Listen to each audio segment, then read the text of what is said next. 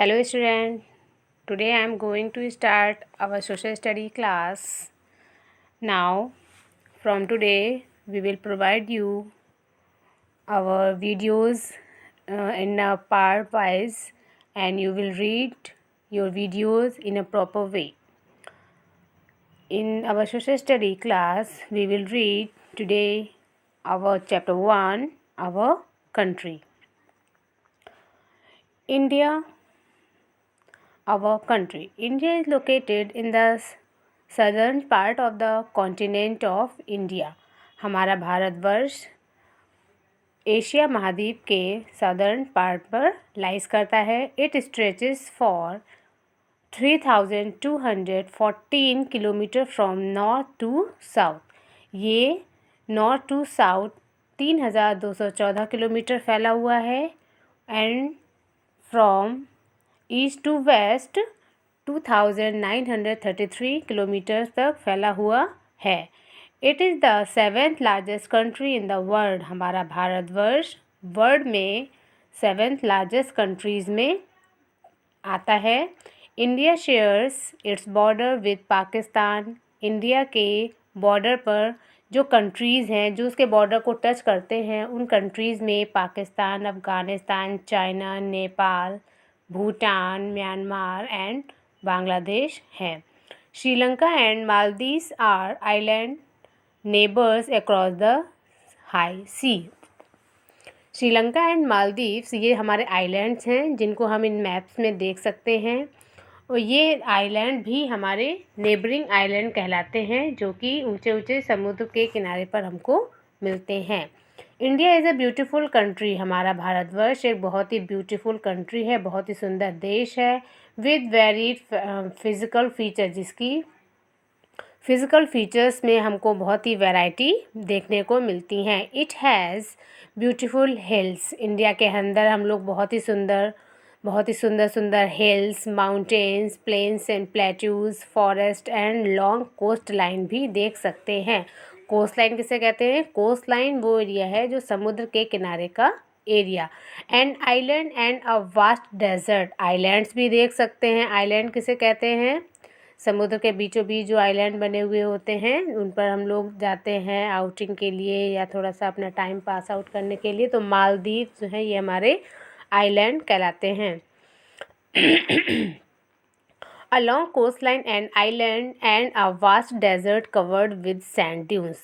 Long coastline, islands and vast, बहुत ही विशाल desert को भी हम देख सकते हैं जो बहुत ही विशाल सैंड ड्यून्स से मिलकर बनते हैं. सैंड ड्यून्स किसे कहते हैं? सैंड ड्यून्स होते हैं रेत के बहुत ऊंचे ऊंचे टीले. River that flow through the country make a plain fertile. और हमारे देश के अंदर जो तरह तरह की दूर दूर से नदियाँ बहकर आती हैं वो हमारी कंट्री की मिट्टी को, प्लेन एरियाज़ को और ज़्यादा उपजाऊ करती हैं. The southern part of India is peninsula. India का जो सदर्न पार्ट है उसको पेनिनसुला कहते हैं. It is surrounded by the Bay of Bengal along the east coast. जो ईस्ट कोस्ट से बे ऑफ बंगाल से घिरा हुआ है. The Arabian Sea along the west coast. और अरेबियन सी वेस्ट कोस्ट से घिरा हुआ है. And the Indian Ocean in the south. और साउथ में इंडियन ओशन है. ये सब चीज़ें जो है हम इंडिया का जो फिज़िकल डिवीज़न ऑफ इंडिया है उसमें ये सब हमारी बुक में दिखा रहे हैं. Kanyakumari is the southern tip of Indian mainland. Kanyakumari Indian mainland का साउदर्न मोस्ट टिप है. Indira point in the Andaman Nicobar island is the southern tip of the country. और इंदिरा पॉइंट जो कि हमारा साउदर्न टिप है वो Andaman Nicobar is the southern tip of the India.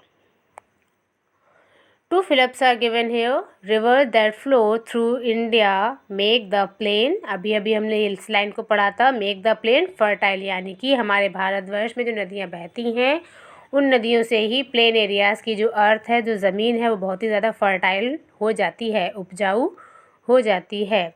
Dash is the southern most tip of Indian mainland. क्या है वो? Kanyakumari. Now we will read about the physical division of India. India can be divided into the following physical division. India को in physical division में 5 parts में divide किया गया है। Northern mountains, northern plains, western desert, southern plateaus and coastal plain and the island. ये 5 division के द्वारा ही हम इंडिया का फिजिकल डिवीज़न कर सकते हैं। Now we will see the political division. As we know India is a large country. हम सभी लोग जानते हैं हमारा देश बहुत ही विशाल कंट्री है। For better running of the country means हमारे देश की अर्थव्यवस्था प्रॉपर रूप से चलती रहे, इस वजह से India was divided into smaller areas. India को छोटे छोटे पार्ट्स में डिवाइड कर दिया गया है and these parts are called the states and union territories. और इन पार्ट्स को स्टेट्स एंड यूनियन टेरिटरीज के नाम से भी जाना जाता है। India is describe as the union of 28 states and 8 union territories. बेटा ये पुरानी बुक्स हैं आप लोगों की, थोड़ा सा हमें इसमें चेंजेस करना पड़ेगा। इंडिया के जो है अब इस समय 28 स्टेट्स हैं एंड 8 यूनियन टेरिटरीज़ हैं। Union territory including the national capital territory of Delhi. Union territory में हमारी जो कैपिटल टेरिटरी है दिल्ली को भी इंक्लूड किया गया है। Union territory are under the direct control of the central government. Union territory के ऊपर हमारी सेंट्रल गवर्नमेंट का पूरा डायरेक्ट कंट्रोल होता है। The states have their own government. और हर एक स्टेट की अपनी एक अलग गवर्नमेंट होती है।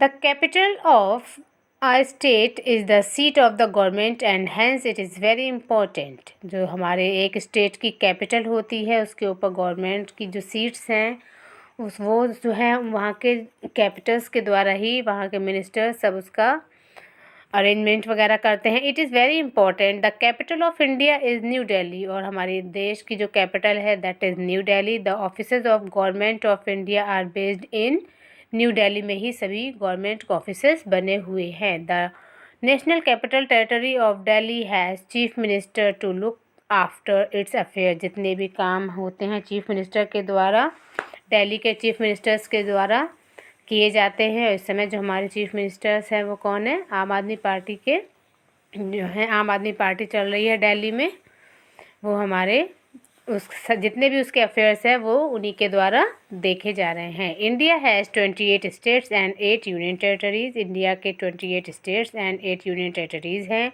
यूनियन टेरिटरी के ऊपर जो डायरेक्ट कंट्रोल होता है वो सेंट्रल गवर्नमेंट का होता है। That's all from today.